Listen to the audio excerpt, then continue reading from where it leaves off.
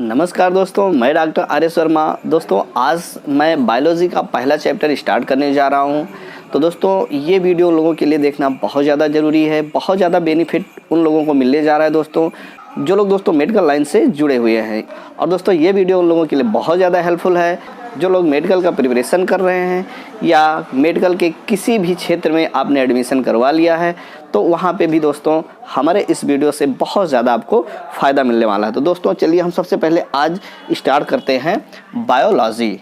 तो बायोलॉजी दोस्तों, जिसको हम लोग हिंदी में जीव विज्ञान कहते हैं।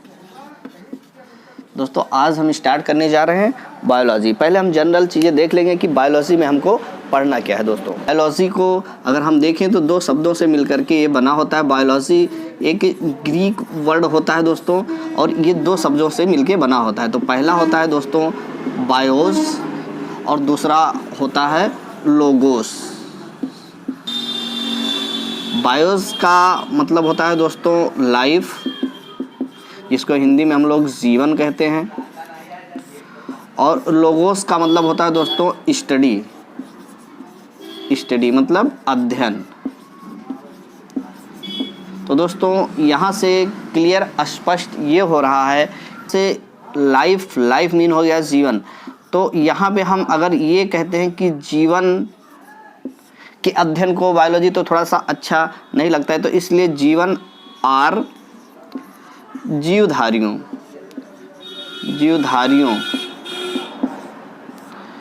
के अध्ययन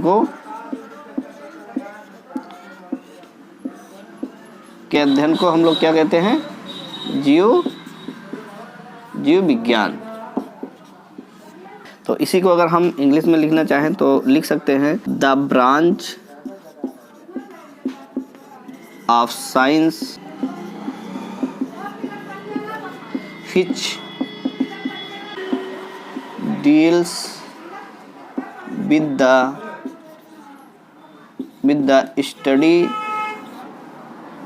study of living being।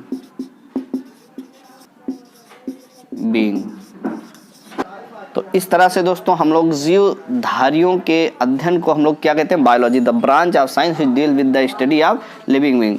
Living being के बारे में हम पढ़ते हैं, एक ऐसा साइंस का ब्रांच जिसमें हम जीवधारियों का अध्ययन करते हैं दोस्तों, तो उसको हम लोग क्या कहते हैं? जीव विज्ञान। दोस्तों आइए अब हम देखते हैं कि जीव विज्ञान को कितने ब्रांच में बांटा गया है। तो बहुत से लोग दोस्तों ऐसे जीव विज्ञान को जूलॉजी और बॉटनी में बांट देते हैं, जो कि एकदम मान लीजिए कि सही बात नहीं है। आइए हम देखते हैं दोस्तों कि जीव विज्ञान को हम कैसे एनिमल और प्लांट में बांट सकते हैं या कैसे बांटा गया है। तो आइए दोस्तों इसका स्क्रीनशॉट ले लीजिए। अब हम इसको मिटा देते हैं। दोस्तों हम यहीं पे एक बात और जान लेते हैं कि फादर ऑफ बायोलॉजी कौन थे? तो ये थे अरिस्टोटल। ये भी क्वेश्चन में आ जाता है दोस्तों कि फादर ऑफ बायोलॉजी कौन थे? तो अरिस्टोटल। इन्हीं को दोस्तों हिंदी में हम लोग क्या कहते हैं? अरस्तु। तो आइए दोस्तों हम देखते हैं जीव विज्ञान को कैसे हम पादप और जंतु में डिवाइड कर सकते हैं। दोस्तों यहाँ पे जीव विज्ञान में हम ये देखते हैं, जीव को हम लोग क्या लिख सकते हैं? सजीव भी लिख सकते हैं। तो सजीव क्या होते हैं? जिनमें सांस लेने की क्षमता हो, खाना खाने की क्षमता हो। तो इसमें दोस्तों जंतु प्लस पादप दोनों आ जाते हैं। कुछ लोग कहते हैं कि जूलॉजी बॉटनी में दो तरह से डिवाइड कर दिया गया है। नहीं, आप देखिए, जीव विज्ञान को हम सजीव भी कह सकते हैं या जीव को हम सजीव भी कहते हैं, और सजीव को हम जंतु और पादप दो भागों में बांट दे रहे हैं। क्यों बांट दिया गया है? सजीव ये दोनों हैं क्योंकि पादप भी जो होते हैं, पेड़ पौधे जो होते हैं दोस्तों, वो भी अपना खाना बनाते हैं खुद और सांस लेते हैं, एक्सक्रीशन करते हैं। उसी तरह से जंतु भी करते हैं। तो इसी के आधार पे दोस्तों हम इन्हें सजीव बोल सकते हैं। सजीव जंतु और पादप दोनों होते हैं। जंतु का मतलब हो गया दोस्तों एनिमल, और पादप में आपके आगे प्लांट्स। तो इस तरह से दोस्तों हम सजीव को जंतु और पादप में डिवाइड कर देते हैं, मिटा देते हैं। उसके बाद में आप लोगों को बताते हैं जंतु और पादप में कैसे डिवाइड किया गया। आइए दोस्तों एक बार फिर से हम देख लेते हैं बायोलॉजी, जीव विज्ञान,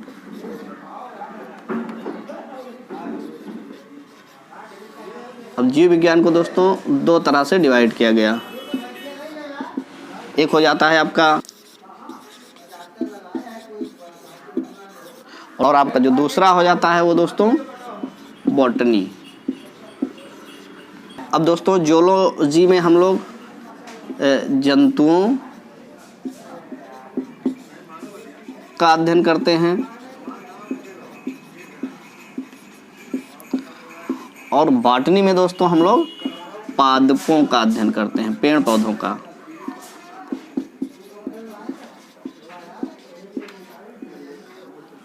ये हो गया।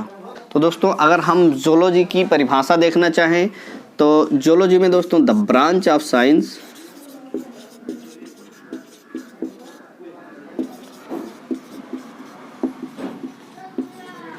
which deals with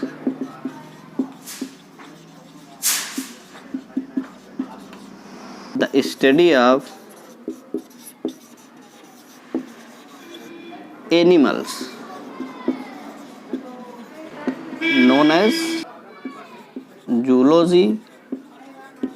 तो दोस्तों साइंस का वह ब्रांच जिसमें हम लोग एनिमल्स का अध्ययन करते हैं उसे हम लोग जूलॉजी कहते हैं, और ऐसा ब्रांच दोस्तों जिनमें हम लोग प्लांट्स का अध्ययन करते हैं उस ब्रांच को दोस्तों हम लोग बॉटनी कहते हैं। तो आइए हम यहाँ से लिख देते हैं the branch of science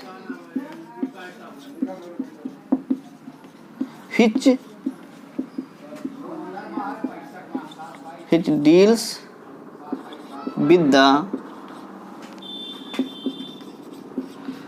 study of plants known as botany।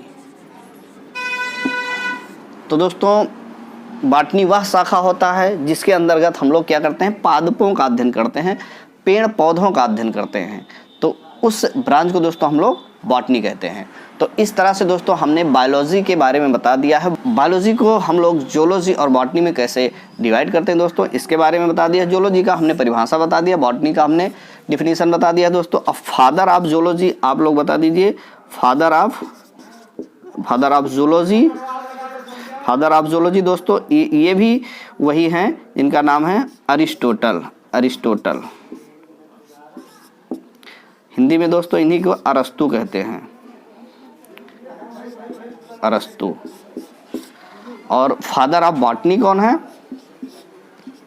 Father of botany जिन्हें कहते हैं थियोफ्रेस्टस।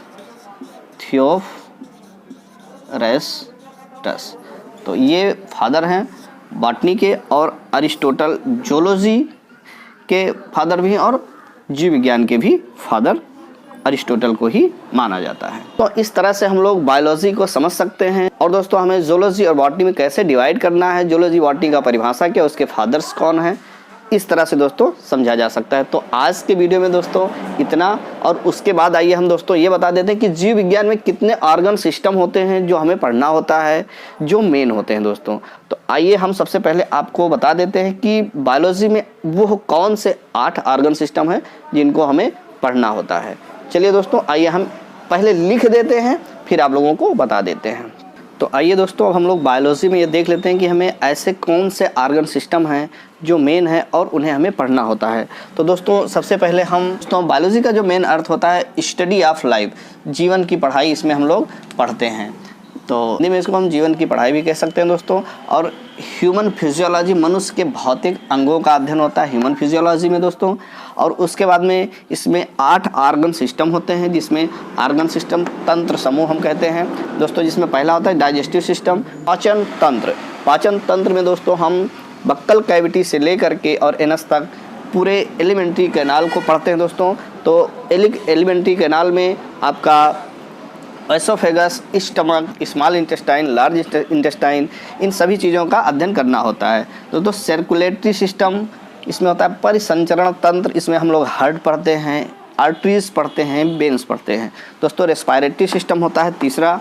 श्वसन तंत्र में दोस्तों हम अपने फेफड़ों का अध्ययन करते हैं दोस्तों। अगला होता है चौथा जो एक्सक्रीटरी सिस्टम, उत्सर्जन, इसमें हम अपने किडनी को पढ़ते हैं दोस्तों। किडनी में किस तरह से उत्सर्जन तंत्र काम करता है, स्क्लेटरी सिस्टम कैसे काम करता है, उसके अंतर्गत दोस्तों हम लोग किडनी को पढ़ते हैं। तो दोस्तों पांचवा नर्वस सिस्टम, तंत्रिका तंत्र होता है। नर्वस सिस्टम किस तरह से काम करता है, जिसमें हम लोग हाइपोथैलेमस, ब्रेन, स्पाइनल कॉर्ड, ये सभी चीज़ें पढ़ेंगे। अगला दोस्तों छठवां होता है स्केलेटन सिस्टम, कंकाल तंत्र, इसमें हम अपने हड्डियों और मांसपेशियों के बारे में पढ़ते हैं।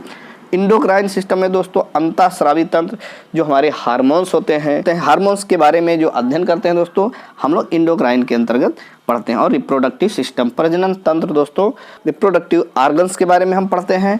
और इस तरह से दोस्तों हम लोग बायोलॉजी में 8 तंत्र समूह होता है और इसको इस तरह से दोस्तों पढ़ते हैं। तो दोस्तों आज के वीडियो में बायोलॉजी हम स्टार्ट कर चुके हैं और अगला चैप्टर दोस्तों हमारा आने वाला है वाइटल्स के बारे में। वाइटल्स क्या होते हैं, हमने देखा है हॉस्पिटल में लोग पूछते हैं कि इस पेशेंट के वाइटल्स क्या हैं, वाइटल्स के बारे में बताइए, तो लोग बहुत ज़्यादा परेशान रहते हैं। तो अगले चैप्टर में दोस्तों मिलेंगे अगले वीडियो के साथ, जिसमें हम वाइटल्स के बारे में बताएंगे। दोस्तों जो लोग तैयारी कर रहे हैं किसी प्रकार के मेडिकल क्षेत्र के या एसएससी किसी प्रकार के क्षेत्र के तैयारी करने वाले स्टूडेंट हैं, वो लोग हमारे चैनल को दोस्तों ज़रूर सब्सक्राइब करें। इस पर हम बहुत अच्छी बायोलॉजी से रिलेटेड महत्वपूर्ण MCQ और विभिन्न प्रकार के दोस्तों हम अच्छे क्वेश्चंस लाते रहेंगे, अच्छे चैप्टर्स हम पढ़ाते रहेंगे। तो दोस्तों हमारे चैनल को सब्सक्राइब करना बिल्कुल मत भूलिएगा, हम बहुत ही अच्छे बायोलॉजी के पॉइंट्स यहाँ पे डिस्कस करेंगे। तो आज के लिए बस इतना है दोस्तों, मैं आप लोगों से कहना चाहूँगा आप अपने आसपास साफ सफाई रखिए, कचरा ना फैलाए, पॉलीथिन का उपयोग ना कीजिए, वातावरण को स्वच्छ बनाए रखिए, खुद भी स्वच्छ रहिए। थैंक यू, धन्यवाद, जय हिंद।